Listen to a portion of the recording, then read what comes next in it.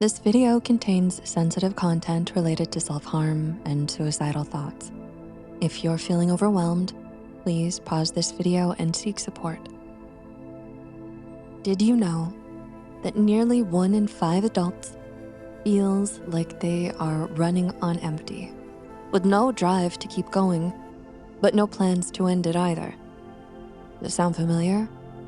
This silent struggle is called passive suicidality. A silent, creeping sense of detachment from life.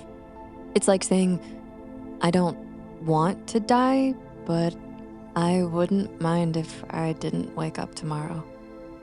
You're not necessarily in active suicidal crisis, but you're also not okay. And here's the scary part. Passive suicidality is more common than we think.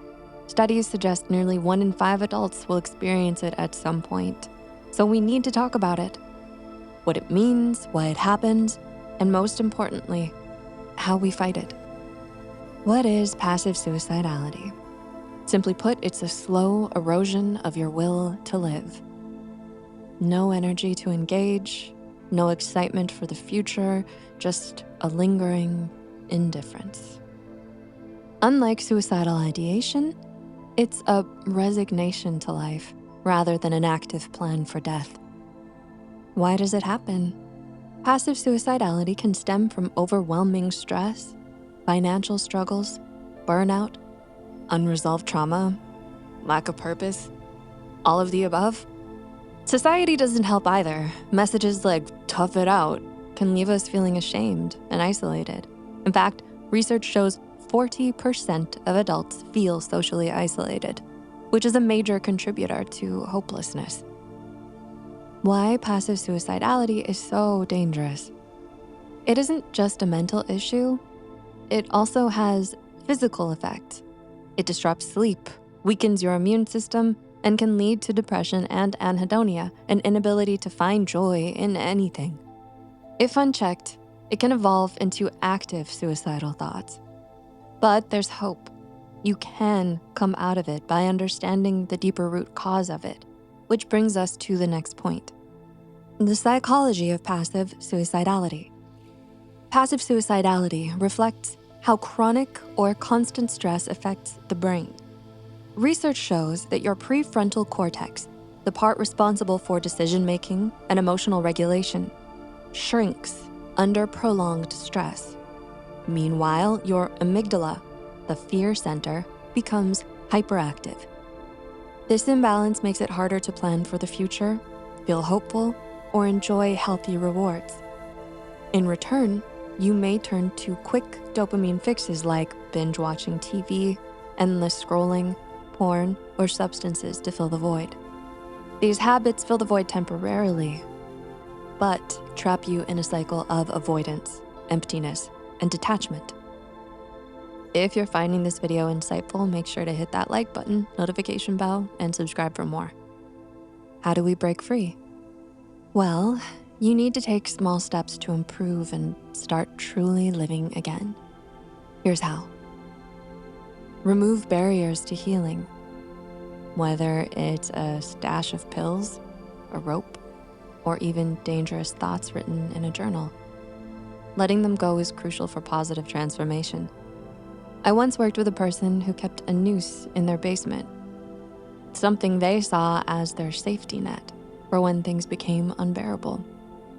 When they finally got rid of it, their anxiety spiked because removing that safety made them feel vulnerable. It felt scary at first, but removing that barrier opened the door for real healing. Indeed, vulnerability is scary, but it's the soil where growth begins. Talk about it.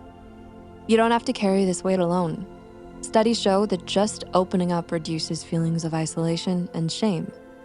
If talking feels overwhelming, start small. Text a friend, hey, I'm struggling, can we talk? Or share your thoughts in a journal before showing it to someone you trust.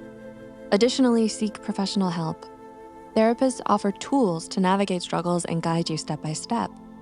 While it's not an overnight fix, each session helps you feel better.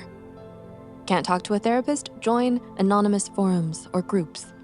These spaces remind you that you are not alone, and just showing up is something to be proud of. Take control of your choices. Harvard-trained psychiatrist Dr. Alok Kanogia recalled working with a woman who survived a concentration camp. She didn't have control over her guards, her circumstances, or even her future, but she did have control over one thing: herself. I'm not going to die today, just not today. That simple choice kept her going. You can do the same. Maybe it's choosing deep breathing when you're overwhelmed, or reaching out to someone when you feel isolated. This habit strengthens your mindset and helps you reclaim control. Why? Because you're literally rewiring your brain's thinking pattern. And that takes us to the next point. Rewire your reward system.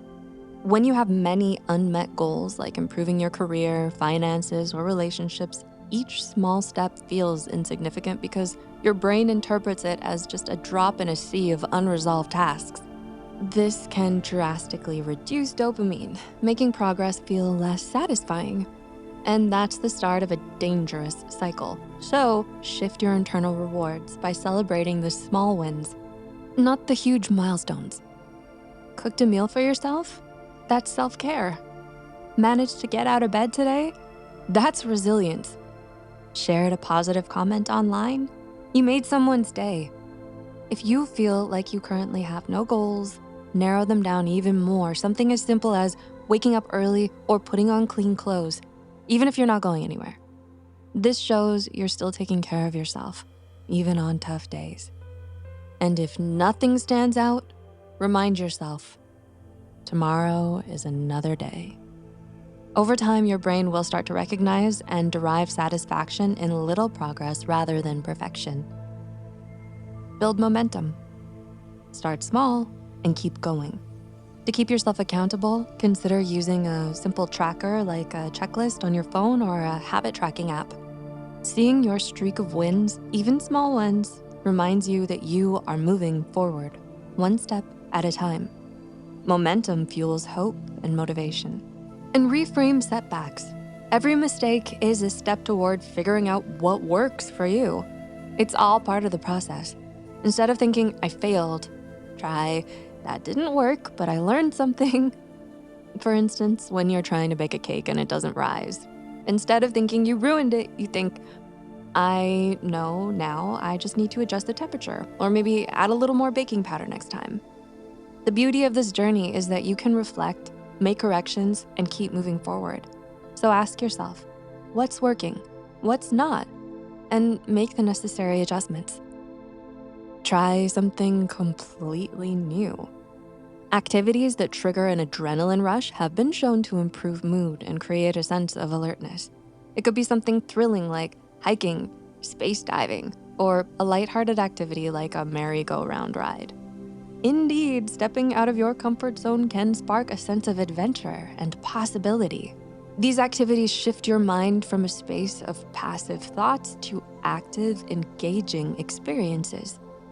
Ultimately, the sense of accomplishment from completing a challenging activity also promotes a rush of dopamine, the reward hormone, which can lift your spirits and offer a fresh perspective and excitement toward life. Emotions are like waves. They rise, peak, and eventually fade. The heaviness or emptiness you feel today won't last forever. You don't have to believe in a perfect future yet. Just focus on the next small step you can take. Each effort, no matter how small, is proof that you can overcome this. And as long as you're here, there's hope for better days. What new habits have been helpful for you? Let's talk about it in the comment section. And if you're struggling right now, we've created a video with 8 helpful tips for dealing with suicidal thoughts. Click here to watch it now. See you later, and thanks for being here.